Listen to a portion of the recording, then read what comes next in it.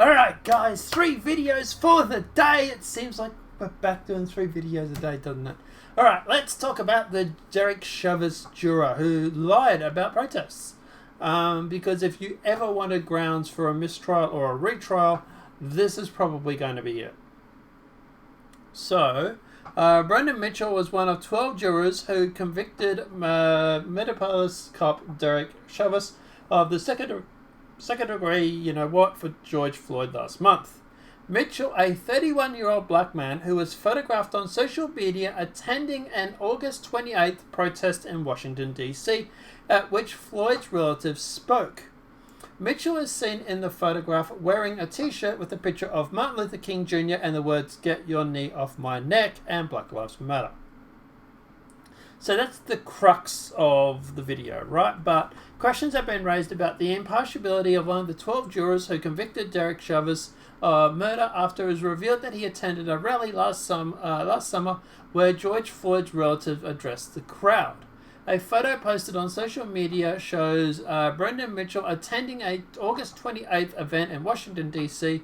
to commemorate Martin Luther King Jr. "I Have a Dream" speech during the 1963 March on Washington. It shows Mitchell, a high school basketball coach, standing with 2 other men and wearing a t-shirt with a picture of King and the words, "Get your knee off my neck" and Black Lives Matter. He also wore a basketball cap printed with the Black Lives Matter. And we probably do have those photos. Yes, we do. So Black Lives Matter is up there. "Get your knee off our necks." Black Lives Matter. Obviously, And this is him here. At the end of the day, now the reason you're probably sitting there thinking, who cares?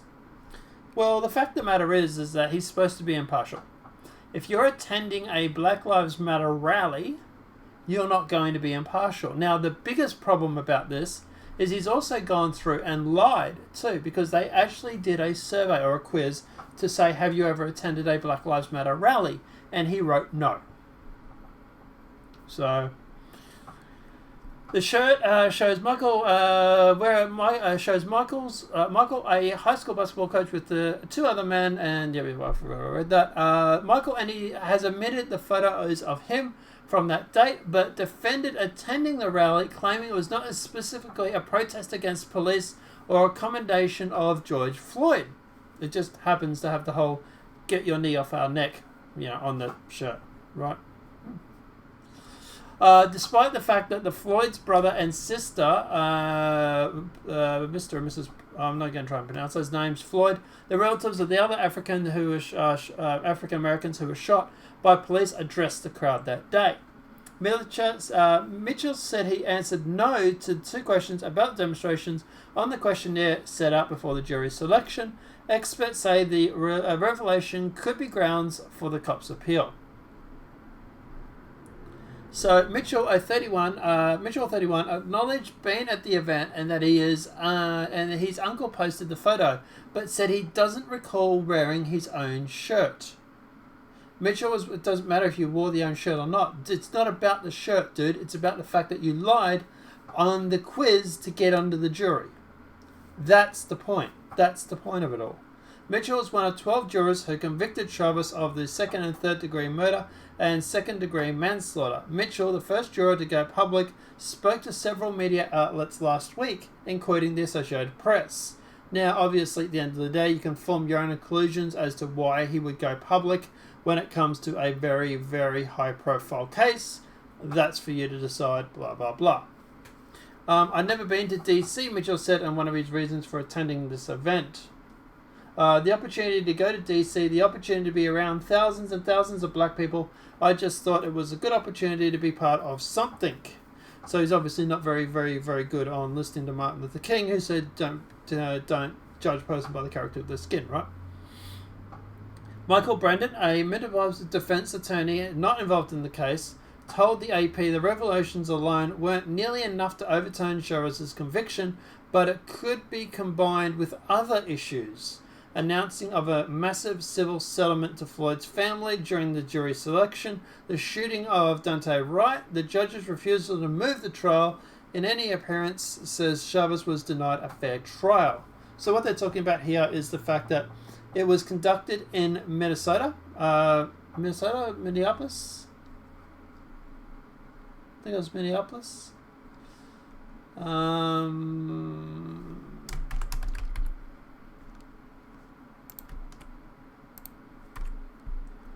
Oops.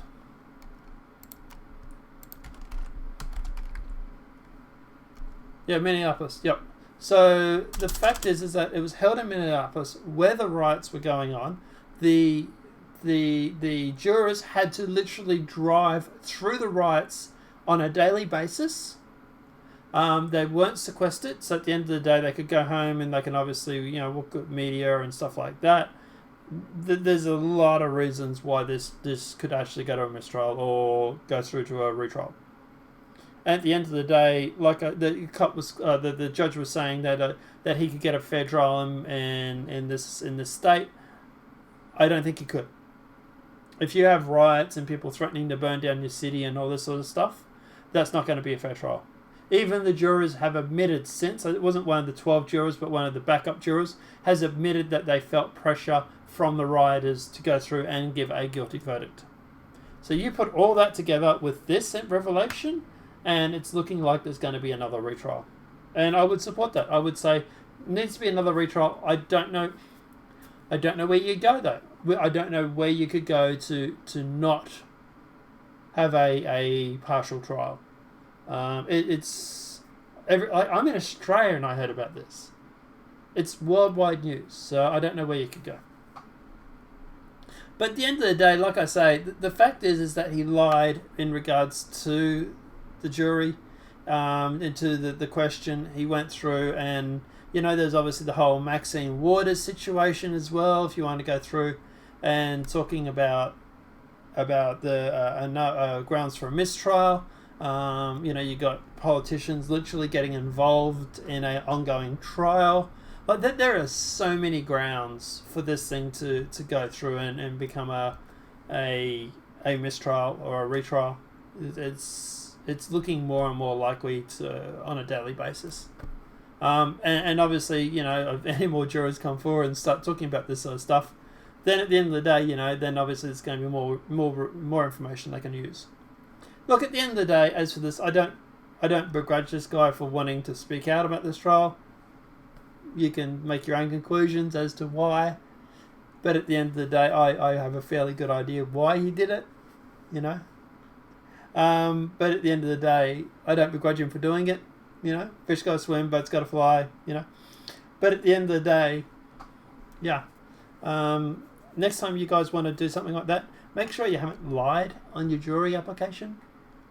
Because, kind of makes it easy for a retrial. But let me know what you think in the comment section below. Do you think this is a big thing? Do you think this is no real big thing? Do you think at the end of the day that it's going to be like, nah, we're not going to do a retrial? Or do you think he's going to go through and get this a retrial? And if he does, do you think the Black Lives Matter and the rioters are going to be happy with this guy? Oh boy. Let me know what your thoughts are in that comment section below. If this video has been helpful, please smack that like button. If you're new to the channel, welcome and subscribe. Apart from that, guys, we'll see you in the next demonetized video from YouTube. Have a great night and enjoy. 3 videos today. This is the second video coming up right now.